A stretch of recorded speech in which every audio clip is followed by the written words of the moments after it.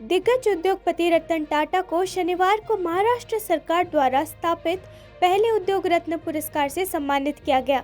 Tata sons के 85 वर्षीय सम्मान सेवा मुक्त चेयरमैन को ये पुरस्कार दक्षिण मुंबई के कोलाबा स्थित उद्योगपति के घर पर मुख्यमंत्री एकनाथ शिंदे और उप मुख्यमंत्री देवेंद्र फडणवीस और अजित पवार द्वारा प्रदान किया गया। सम्मान में महाराष्ट्र औद्योगिक विकास निगम की ओर से एक शॉल, एक प्रशस्ति पत्र और एक स्मृति चिन्ह शामिल था। बाद में पत्रकारों से बात करते हुए शिंदे ने कहा कि रतन टाटा को उद्योग रत्न के रूप में सम्मानित करने से पुरस्कार की प्रतिष्ठा बढ़ी है। उन्होंने कहा, सभी क्षेत्रों में टाटा समूह का योगदान बहुत बड़ा है। टाटा का मतलब भरोसा है। टाटा जी को देने का सौभाग्य हमें प्राप्त हुआ है और उन्होंने ये महाराष्ट्र सरकार का बहुत ही महत्वपूर्ण उद्योग रत्न पुरस्कार एक्सेप्ट किया, इसलिए मैं उनको बहुत धन्यवाद देना चाहता हूँ, उनका आभार व्यक्त करता हूँ, क्योंकि इस सम्मान की वजह से ये उद्योग रत्न पुरस्कार रतन टाटा जी को देने के वजह से इस पुरस्कार का ही मान सम्मान बढ़ा है, उसकी ऊंचाई बढ़ गई है। और इसलिए रतन टाटा जी का योगदान या टाटा ग्रुप्स का योगदान हर क्षेत्र में, नमक से लेके जो सामान्य व्यक्ति जो गाड़ी यूज़ करता है उससे लेके महंगी गाड़ियाँ जो है वो गाड़ी से लेके एयरलाइन तक सभी क्षेत्रों में, सभी सेक्टर में टाटा ग्रुप काम कर रहा है। और टाटा मीन्स ट्रस्ट और विश्वास, लोगों के दिल में टाटा ग्रुप के बारे में बहुत ही विश्वास है। और इसीलिए आज जो हम सरकार ने उनको उद्योग रत्न पुरस्कार दिया है, इसलिए मैं टाटा जी का बहुत बहुत। शिमला के समर हिल इलाके में बारिश से प्रभावित क्षेत्रों में बादल फटने के कारण हुए भूस्खलन के बाद बचाव अभियान जारी है। सड़कें और इमारतें क्षतिग्रस्त हो गई हैं। एनडीआरएफ के जवान लापता शवों की तलाश कर रहे हैं। एनडीआरएफ ने शिमला के भूस्खलन प्रभावित समर हिल में खोज और बचाव जारी रखा है।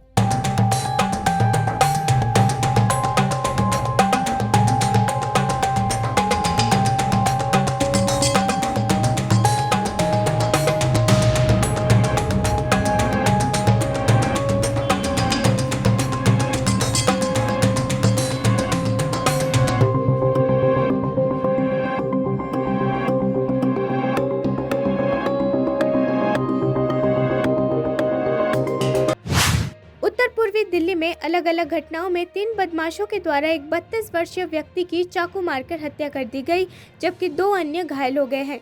अधिकारियों के अनुसार आरोपियों ने पीड़ितों को लूटने की कोशिश की और शुक्रवार की मध्य रात्रि में अलग अलग गलियों में उन पर तेज धार वाले हथियारों से हमला किया।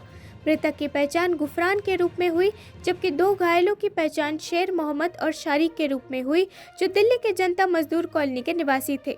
उत्तर पूर्वी दिल्ली के डीसीपी जॉय तिर्की ने कहा कि वेलकम डकैती और हत्या मामले में शामिल 2 आरोपियों को पकड़ लिया गया है, जिनकी पहचान कपिल चौधरी, सोहेल और समीर के रूप में हुई है। उनमें से 2 के खिलाफ पहले से मामले दर्ज हैं। उनका कहना है कि हमने 2 आरोपियों को पकड़ लिया है और तीसरा आरोपी, जिसकी पहचान समीर के रूप में हुई है, वो फरार है और उसका पता लगाने की कोशिश की जा रही है। उन्होंने बताया कि मामले में आगे की जांच जारी है। 11 बजे कि हॉस्पिटल से आ रही कॉल्स हमारे पास, वैसे नहीं कि किसी को चाकू लग गया। फिर दूसरी कॉल आई कि करीब 12:40 के आसपास कि किसी को पीठ पे चाकू लगा है और बहुत सीरियस है। और फिर तीसरी वाली 1:02 में आए। तो इनफैक्ट ये कॉल आने से पहले ही मेरे स्टाफ के पास इन्फॉर्मेशन आ गई थी, क्योंकि वो लोकल इनका रिस्पेक्टेबल्स के साथ अच्छी पकड़ है, तो पहले से इन्फॉर्मेशन आ गई थी। तो तुरंत मेरे जो ऑपरेशन सेल का स्टाफ है, स्पेशल स्टाफ और थाने की जो क्रैक टीम है, वो तुरंत मौके पे पहुंचे कि इससे पहले कि तीसरी कॉल आती भी तो इन लोगों ने जाके लड़कों को आइडेंटिफाई कर लिया था। तो ये 3 लड़कों का एक ग्रुप था और रात में इनमें से 2 के ऊपर बड़े सीरियस संगीन अपराध हैं पहले के। एक तो अभी 3 महीने पहले ही आया है, जो एक अभी भाग रहा है, उसके ऊपर भी 2 केसेस हैं। तो जिसको अभी 2 लड़कों को हमने पकड़ा है, उसमें जो एक मेन है उसके ऊपर एक ओणम त्योहार से पहले भारतीय जनता पार्टी महिला मोर्चा ने केरल के कोची में सप्लाईको आउटलेट्स पर सब्सिडी वाले खाद्य उत्पादों की कमी को लेकर विरोध प्रदर्शन किया। विरोध प्रदर्शन में बड़ी संख्या में महिलाएं शामिल हुए। उन्होंने नारे लगाए और तख्तियां दिखाते नजर आए हैं।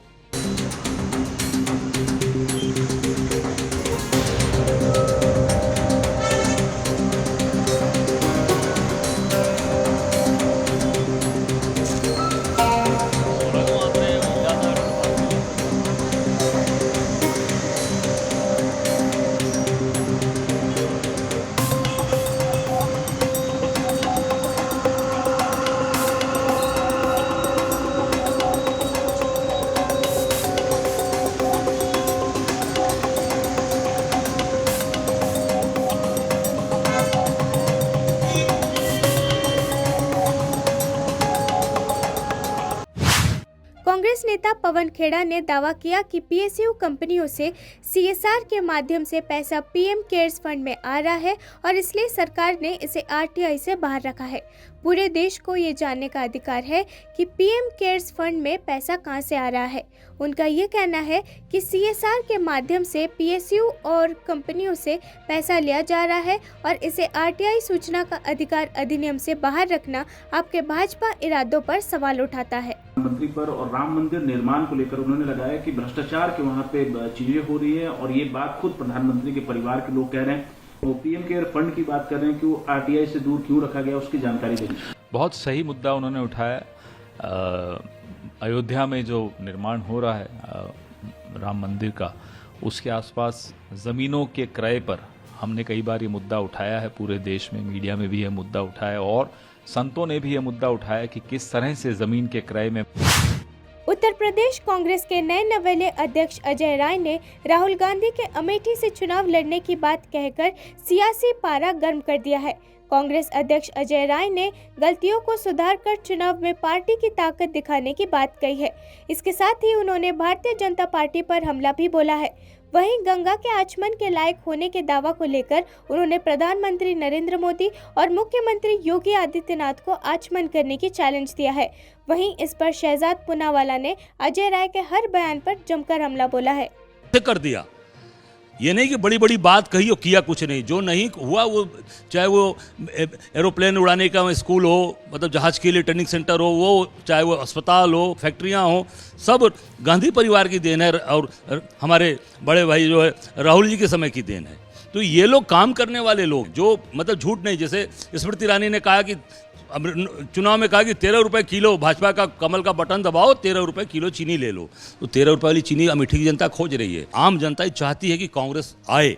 राहुल गांधी जी जो राहुल जी ने नेतृत्व किया कन्याकुमारी से कश्मीर तक, आम आदमी से जुड़े, उसका एक आम जनता के अंदर एक ऐसा विश्वास जगा है कि ये परिवार सचमुच का हमारे सुख दुख का साथी है, हमारे साथ इस देश के लोगों के को चीज़ों को समझता है। और जो राहुल जी लगातार आज संघर्ष कर रहे हैं सड़क उतर के, उसको आम जनता देख रही है।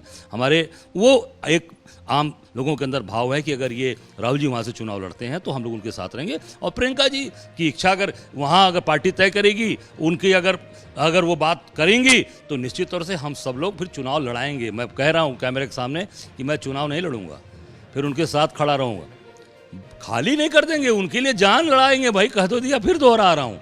उनके लिए हम सब लोग पूरी ताकत, तन मन धन, जितनी मेरी क्षमता है, मेरा पूरा परिवार, मेरी पूरी कांग्रेस, पूरे बनारस की कांग्रेस, एक एक कार्यकर्ता हमारा साथी, मतलब जिसको बोलते हैं बनारसी भाषा में ना, खूटा गाड़ के मदद करल जाई, तो खूटा गाड़ के हम लोग सहयोग करल जाई। अजय राय जी अभी उत्तर प्रदेश कांग्रेस के नए नए अध्यक्ष घोषित हुए हैं और उन्होंने ये कहा है, तो उम्मीद है अजय राय जी ये भी बताएंगे कि राहुल गांधी जी केवल और केवल एक ही सीट से चुनाव लड़ने का मादा रखेंगे और 2 सीट 3। बीजेपी नेता नलिन कोहली ने कांग्रेस पर निशाना साधा। उन्होंने कहा कि भारत का विकास कांग्रेस को पसंद नहीं आता है। उन्होंने कहा कि कांग्रेस को आत्मचिंतन की जरूरत है। देख रही है कि भारत कहां से कहां गया है नरेंद्र मोदी जी के नेतृत्व में। अर्थव्यवस्था में कितने महत्वपूर्ण रूप से 10 नंबर से कहां तक आ गया है और आगे कहां तक जाएगा, सबको ये आशा है। G20 में जिस प्रकार से अलग अलग शहरों में, अलग अलग राज्यों में जो कार्यक्रम हो रहे हैं, उससे ना केवल विदेश के लोग आकर पूरे भारत को देख रहे हैं, भारत के अलग अलग राज्यों के लोग भी इनमें मिल रहे हैं। देश के हित में सब कुछ हो रहा है, लेकिन कांग्रेस पार्टी इसका विरोध कर रही है और इसे इवेंट मैनेजमेंट कहती है। तो कांग्रेस को क्या भारत आगे प्रगति करे, विश्व में उसकी अच्छी तारीफ हो, पसंद नहीं आता? और पंडित जवाहरलाल नेहरू जी को ब्रह्मोस एरोस्पेस के जनक के रूप में जाने वाले ए शिवाथनु पिल्लई ने भविष्यवाणी की है कि चंद्रयान 3 की लैंडिंग 100% सफल होगी और उन्होंने कहा कि लोग अब जश्न मनाना शुरू कर सकते हैं। पूर्व वैज्ञानिक ने ये भी कहा कि चंद्रयान 3 बहुत महत्वपूर्ण है क्योंकि ये चंद्रमा पर खनिजों, सामग्रियों और संसाधनों की खोज में मदद करेगा। The moon. So this is well planned, well trained out, well experimented before. So there is no doubt about the landing. Sir, this time Chandrayaan 3 successfully landing for moon. Yes, it will be surely. 100% it will be successful. Almost Indian all people are waiting a celebration. You can celebrate now itself. 100% it will be successful. What your opinion, sir, this Chandrayaan 3 landing? So Chandrayaan 3. Uttarakhand के मुख्यमंत्री पुष्कर सिंह धामी ने कहा कि उन्होंने दिसंबर महीने में उत्तराखंड में वैश्विक निवेशक शिखर सम्मेलन की मेजबानी करने का प्रस्ताव दिया है। सीएम पुष्कर सिंह धामी ने कहा, हमने दिसंबर में उत्तराखंड में ग्लोबल इन्वेस्टर समिट का प्रस्ताव रखा है। उत्तराखंड में प्रस्तावित ग्लोबल इन्वेस्टर समिट से 2.5 लाख करोड़ रुपए का निवेश आएगा। मुख्यमंत्री पुष्कर सिंह धामी की अध्यक्षता में हुई सलाहकार समूह की बैठक में ये लक्ष्य तय किया गया है। जो लगातार उद्योग के क्षेत्र में निवेशकों को विभिन्न क्षेत्रों में जाने के लिए प्रेरित करते हैं, उन सभी के साथ बैठक है। और उत्तराखंड जो कि आज निवेशकों के लिए एक आकर्षक निवेश का स्थान बन गया है, वहाँ की हमने जो मुख्यमंत्री योगी आदित्यनाथ ने आज अयोध्या दौरा किया, जहां उन्होंने अफसरों के साथ बैठक की और विकास योजनाओं की स्थिति की जानकारी ली। यूपी के सीएम योगी आदित्यनाथ आज करीब 2 घंटे अयोध्या में रहे। यहां उन्होंने राम मंदिर निर्माण कार्य को लेकर अफसरों के साथ 45 मिनट तक समीक्षा बैठक की। उन्होंने दीपोत्सव से पहले रामनगरी की बेहतर साफ सफाई का निर्देश दिया है। साथ ही अन्य विकास कार्यों को समय सीमा के भीतर पूरा करने को कहा है।